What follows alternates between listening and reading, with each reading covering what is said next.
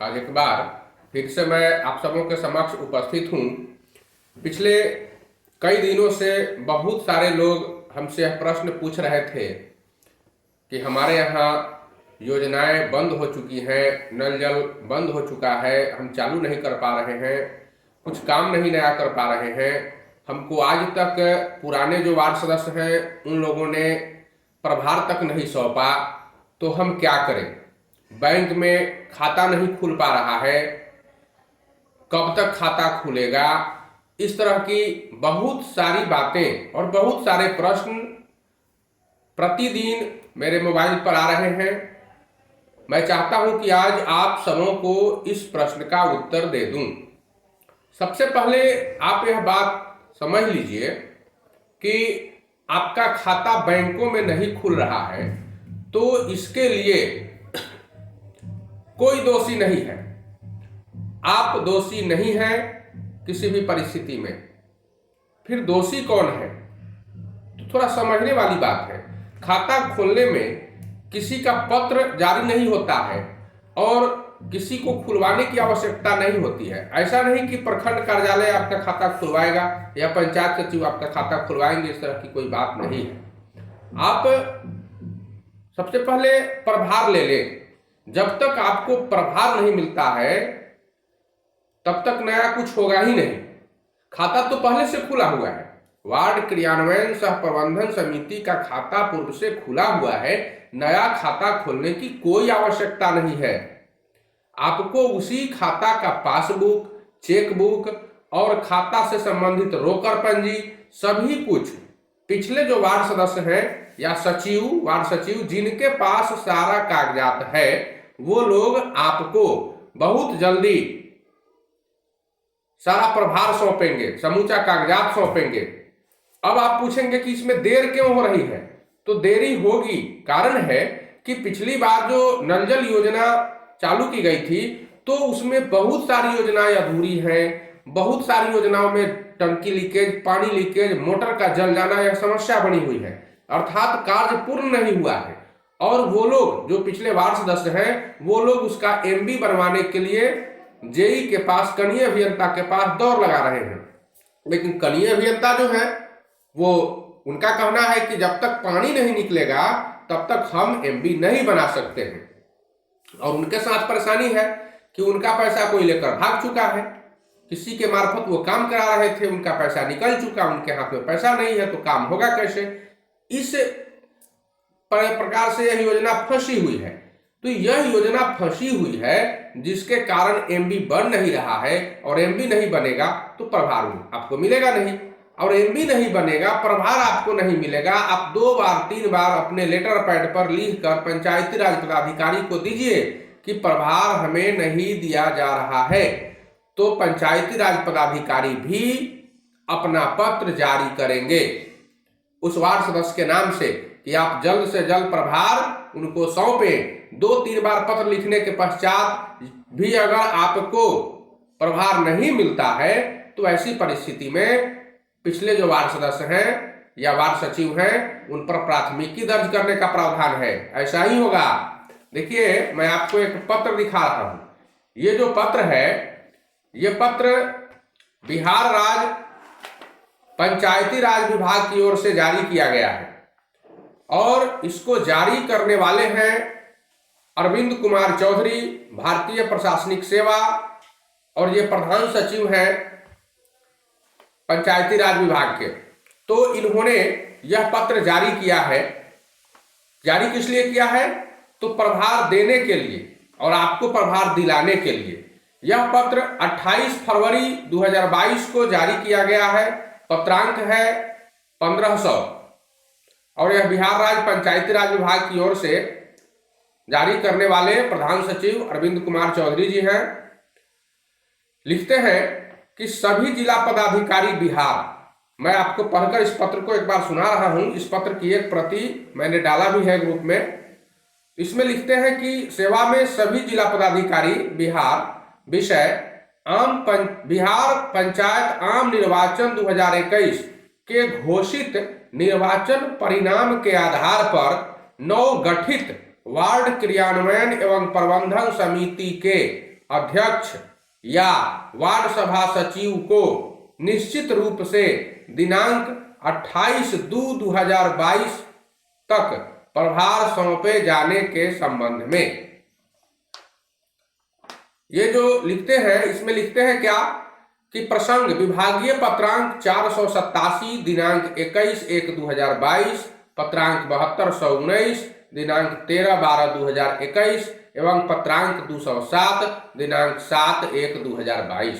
इसका अर्थ हुआ कि इसके पहले भी 3 पत्र जारी किए जा चुके हैं। आपको प्रभार देने के लिए विभाग ने पहले से भी 3 पत्र जारी किया है। एक पत्र 487 है जो 21/1/2022 को जारी हुआ है, एक पत्र 7219 पत्रांक से है जो 13/12/2021 को जारी हुआ है, और एक पत्रांक 207 है जो 7/1/2022 को जारी किया गया है। तो इन सभी पत्रों का हवाला देते हुए वे लिखते हैं कि महाशय, उपयुक्त विषय के संदर्भ में प्रासंगिक विभागीय पत्र के माध्यम से आप अवगत हैं कि बिहार पंचायत आम निर्वाचन 2021 के घोषित परिणाम एवं बिहार वार्ड सभा तथा वार्ड क्रियान्वयन एवं प्रबंधन समिति कार्य संचालन नियमावली 2017 में वर्णित सुसंगत प्रावधान के तहत दिनांक 15/1/2022 तक वार्ड क्रियान्वयन एवं प्रबंधन समिति का गठन किया जाना था। 15 जनवरी तक, लेकिन कहीं कहीं झगड़ा झंझट के कारण, मारपीट के कारण या फिर वार्ड सभा भंग हो जाने के कारण यह चयन नहीं किया जा सका है। तो ऐसी परिस्थिति में बहुत सारी ऐसे जगह हैं जहां पर नए वार्ड सचिव का चुनाव नहीं किया गया है और नया वार्ड क्रियान्वयन सह प्रबंधन समिति का गठन भी नहीं हुआ है। इसीलिए थोड़ी बहुत देरी हो रही है, कुछ समय और लगेगा। मुझे लगता है थोड़े समय के बाद जब सारे जगह ये बन जाएंगे, नया वार्ड सचिव का चयन हो जाएगा, तो निश्चित रूप से सरकार इस पर सख्त हो जाएगी और फिर आपको बहुत जल्दी प्रभार दिला देगी।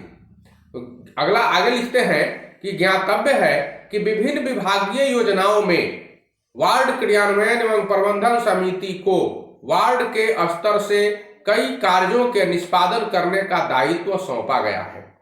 इसमें स्पष्ट लिखते हैं कि वार्ड क्रियान्वयन सह प्रबंधन समिति को कई कार्य करने का दायित्व सौंपा गया है।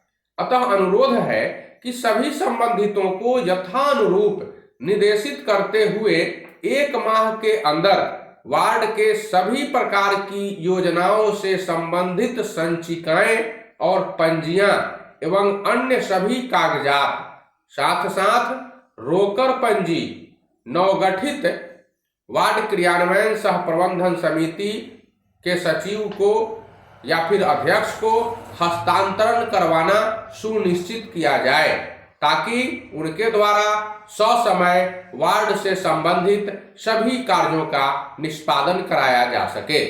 तो ऐसा लिखते हुए इन्होंने इस पत्र को ईमेल के माध्यम से सभी जिला पदाधिकारियों को भेजा है, साथ ही सभी जिला पंचायती राज पदाधिकारियों को भी यह पत्र भेजा गया है।